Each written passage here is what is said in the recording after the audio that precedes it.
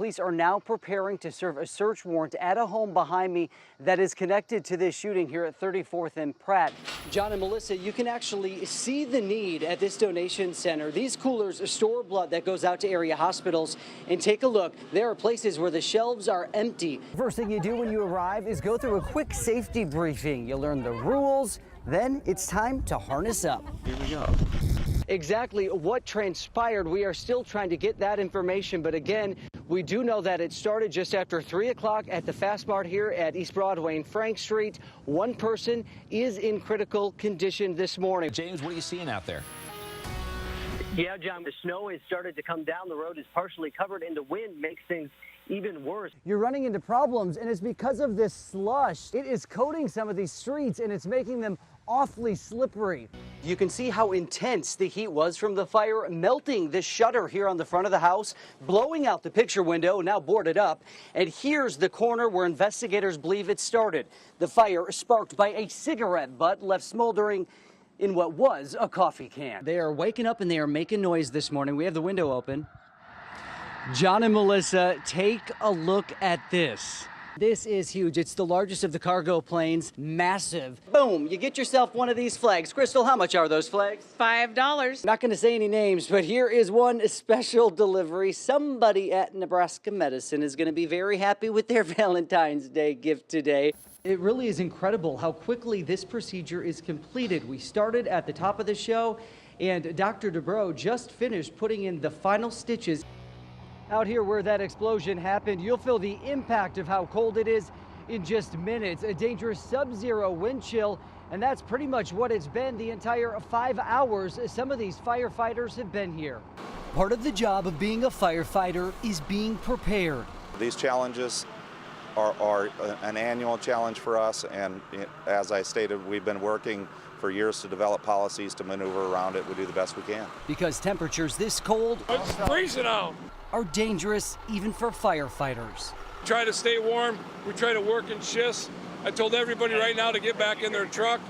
Right now the scene is just on hold. The crews that have to stay and monitor the scene are required to rotate, and the gear they wear is heavy. It can be a hindrance in the warm weather months, but it also helps in the cold weather as long as it's not wet. And it didn't get wet during this response. The explosion, the chief says, didn't produce a fire, so they didn't have to use any water.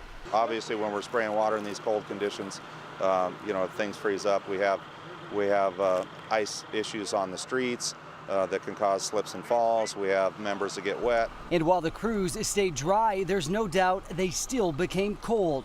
There's no way around it in these temps.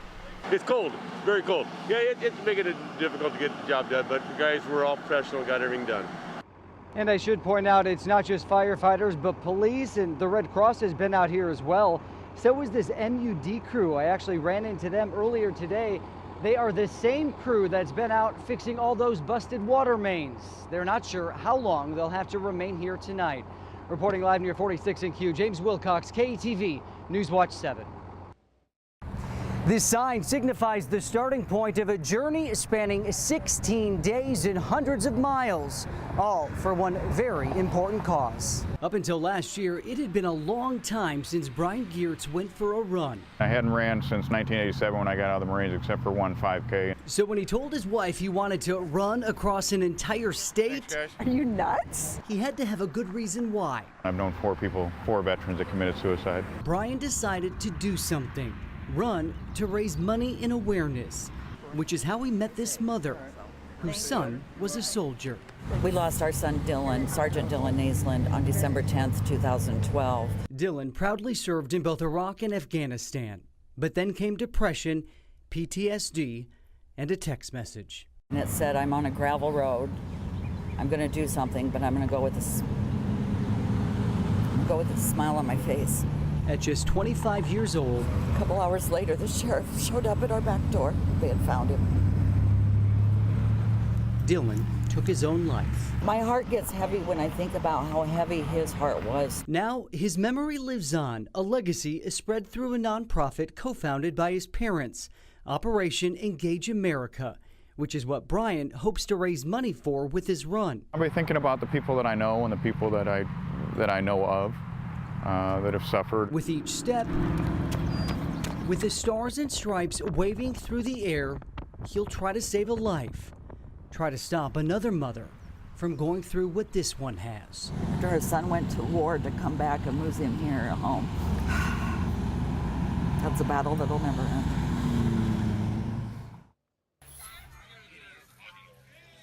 Well, this 10-second Twitter video is getting a lot of attention tonight, appearing to show an Omaha police officer shoving a woman to the ground in the Old Market. And tonight, OPD says there will be an internal investigation. And we're also hearing from the man who filmed the incident. KETV News Watch 7's James Wilcox is live at police headquarters.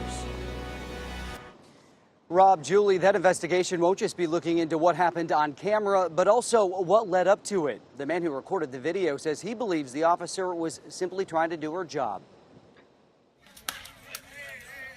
This is the cell phone video that's prompted an internal investigation at the Omaha Police Department. To this point, she's grabbing the cop's arm. Brandon Dare recorded it. There was a guy that started a bar fight, and they were trying to get him to leave, him and his girlfriend to go, but he just kept causing more problems. The incident happening around 2 o'clock Sunday morning near 13th and Howard. Brandon filming as things escalated. They warned her multiple times, get away, and she wouldn't leave. He says eventually grabbing an officer, which is when the other female police officer pushed her. It looked a lot harder than it should have been because she was pretty intoxicated as well. Brandon tweeted the video, leading to this tweet from the Omaha Police Department, saying the chief had authorized an internal investigation into the entire incident, not just the snippet captured here. Hashtag too early to jump to conclusions. And I think that it got to the point where she was getting out of control and affecting the cops' arrest. Brandon does not think this is a case of excessive force and hopes his account will be taken into consideration. All of the people thinking it's police brutality, I think that needs to go to rest. They're just doing their job. And according to OPD, anytime an officer uses force, they are required to document it for review by senior command. The department has not released any names, and it's still unclear if that woman who was pushed was ever arrested. Live at police headquarters tonight, James Wilcox, KETV News Watch 7.